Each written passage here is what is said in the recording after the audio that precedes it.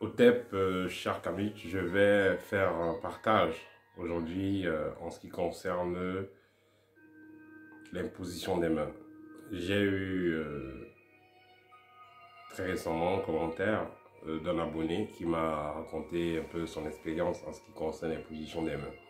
En fait, l'abonné dit qu'il allait de temps en temps rendre visite à un pasteur. On allait voir un pasteur de temps en temps et il se faisait imposer les mains. Mais il s'avère donc que après qu'il reçoive ces impositions de main, il commence à ressentir une certaine négativité dans sa vie, il commence à ressentir des blocages, les choses deviennent lourdes, que ce soit au niveau numérique, que ce soit sur d'autres plans. Et en se renseignant sur la personnalité de ce pasteur-là, on lui fait comprendre que c'est un pasteur qui est comme ça, qui donne la marche en ce genre, qui est négatif. Alors, ce qu'il faudra comprendre sur l'imposition des mains. L'imposition des mains, c'est quelque chose à prendre très au sérieux. Le corps humain est sacré et c'est pas parce qu'il a porté une soutane ou un vêtement où il a mis des croix, il a mis des gros trucs, des grosses bagues et tout ça, des gros chapeaux. Vous devez faire confiance à la personne, écoutez votre cœur.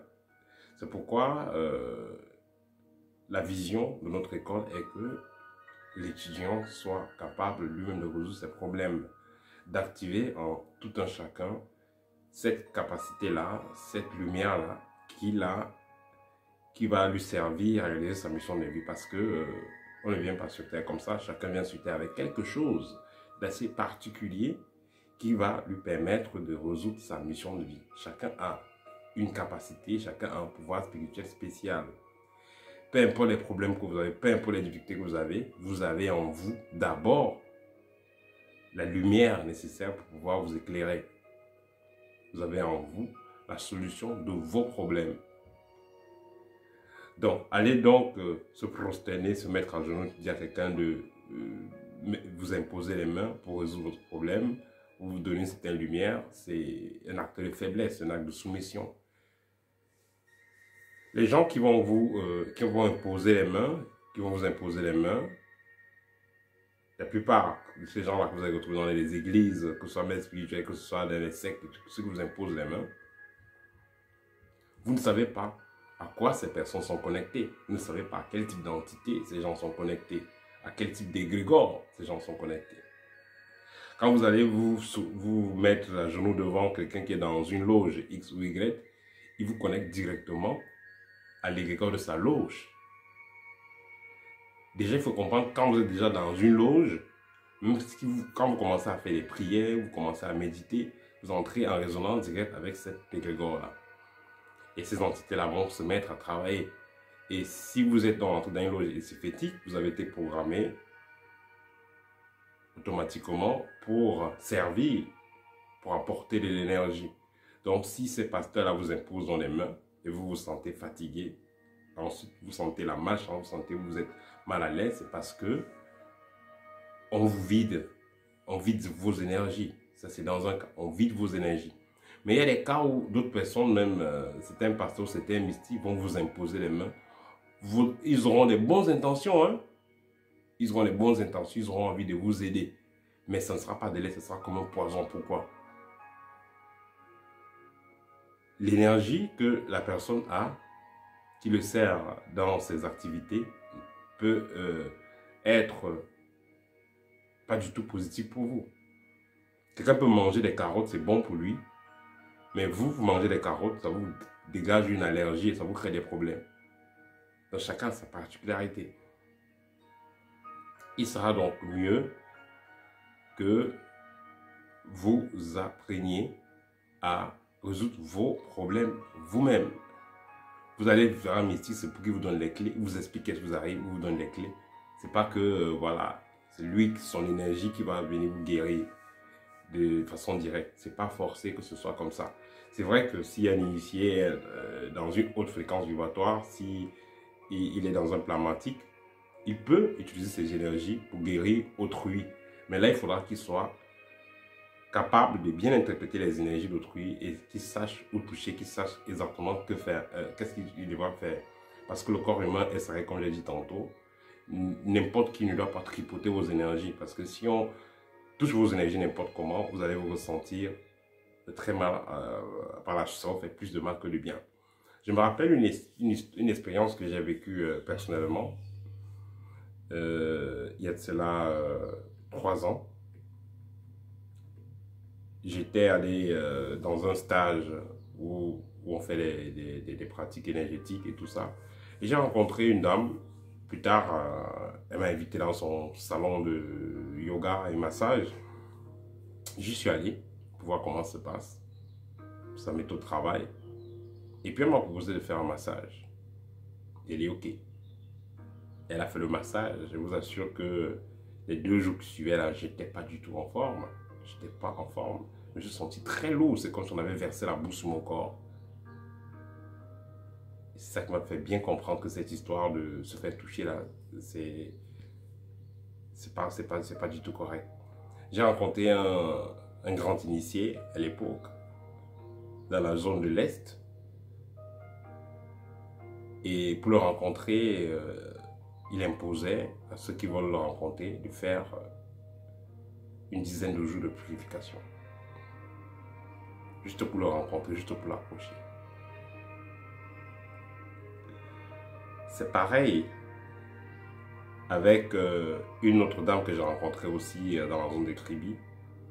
Avant de l'approcher également, elle demande aux gens de faire des purifications. Donc, vous ressentez, vous comprenez un peu quelle est l'importance des changements vibratoires. Parce que quand vous êtes en face de quelqu'un, vous échangez l'énergie avec la personne. Même par téléphone, vous échangez l'énergie avec la personne. Ceux qui font des cours avec moi en privé savent de quoi je parle. Et ceux avec qui j'ai eu à faire des rencontres physiques savent également de quoi je parle. Quand vous êtes habitué à vibrer à une certaine fréquence, quand vous rencontrez donc des personnes physiquement, vous échangez l'énergie. Ces personnes ressentent cette paix que vous avez intérieurement en vous. Combien de fois donc si vous avez un contact physique avec quelqu'un, si quelqu'un vient vous toucher, comme on dit, le corps c'est le temple du Saint-Esprit. Le corps aussi, dans notre corps, on a des points de connexion avec nos ancêtres. Le corps, on peut aussi dire que le corps c'est le temple, peut être habité de temps en temps par les ancêtres. C'est ce que vous voyez par exemple quand il y a des gens qui ont en transe pendant les séances dans certaines traditions, vaudou et autres, il y a parfois des gens qui ont en transe. Donc, pour dire que le corps est assez sacré et n'importe qui ne peut pas, disons, n'importe qui n'a pas le droit de tripoter votre corps. Oui, si vous faites de l'amour, ça se comprend, vous avez fait l'amour, mais vous n'avez pas fait aussi l'amour avec n'importe qui. Mais là, vous avez donc quelqu'un qui est devant vous, il est mystique, donc il est supposé connaître beaucoup de choses que vous ne connaissez pas, être plus futé que vous. Donc, si c'est quelqu'un qui n'a pas les intentions correctes, ou c'est quelqu'un qui est connecté à quelque chose de pas du tout correct, il peut donc être un poison pour vous. Donc, c'est ce que j'ai donc expérimenté personnellement quand je me suis fait embrasser par cette jeune fille. Je me suis senti pas du tout correct. Mais il y a des gens qui vont vous dire qu'ils se sentent bien après cela. Bon, tout dépend de la sensibilité de tout un chacun. Et je vais aussi vous expliquer quelque chose. Vous savez, à force de travailler sur vos énergies, vous finissez par comprendre comment fonctionnent vos énergies. C'est un peu comme une voiture que vous venez d'acheter. Les premiers jours, vous ne maîtrisez pas bien, mais après quelques semaines, vous maîtrisez parce que vous connaissez déjà tout sur ça. Le volume, la façon que les vitesses évoluent et tout et tout. C'est la même chose avec votre propre corps. Quand vous connaissez déjà comment fonctionnent vos énergies, parce que c'est ça le but, c'est ça la base dans l'initiation. Comprendre comment fonctionnent ses propres énergies. Quand vous comprenez déjà comment fonctionnent vos propres énergies, ça devient très facile. Là maintenant, vous pouvez résoudre les problèmes que vous avez assez rapidement. Et si maintenant, vous avez des forces étrangères qui viennent, ça va également créer votre corps va réagir, votre corps énergétique va réagir, donc vous allez pouvoir ressentir donc une certaine forme de pollution, une certaine forme de malaise, voilà. Donc quelqu'un qui, c'est pourquoi moi, personnellement, je n'aime pas trop les soins énergétiques et tout ça, imposition de main. Quelqu'un, par exemple, qui est en train de passer un mauvais moment dans sa vie, parce que voilà, vous savez, tout ce qu'on a comme expérience, il y a notre énergie. Quelqu'un donc qui est en train de passer une mauvaise expérience, il vient de divorcer, il a perdu un enfant, il a perdu un parent, il a perdu le travail, il a perdu je sais pas trop quoi. Cette personne n'est pas dans une bonne vibration. Mais comme son travail c'est énergéticien, vous allez venir, on va vous masser, on va vous faire des choses et puis vous allez trouver des énergies bizarres. Et certaines personnes ont compris ça, que ce soit certains mystiques. Parce que dans le contact, il y a échange d'énergie. Ce n'est pas que dans le sexe, parce que les gens pensent que ce n'est que dans le sexe. Quand vous faites masser par quelqu'un, quand vous faites coiffer par quelqu'un, vous échangez assez. Vous échangez assez. Vous allez voir les gens aussi qui ne changent pas de coiffeur. Peut-être dans les commentaires, vous allez me dire, il y a des gens qui se font coiffer, certaines personnes ils se sentent poisseux. Il y a des gens qui vont se faire coiffer chez une personne qui changent chanceux. Parce que quand vous faites coiffer par une personne, vous échangez également l'énergie avec la personne. Quand vous faites masser par quelqu'un, vous échangez votre énergie avec la personne. Vos auras se mélangent, un peu comme quand vous faites l'amour. Donc c'est important d'être conscient de cela. Et les initiés le savent.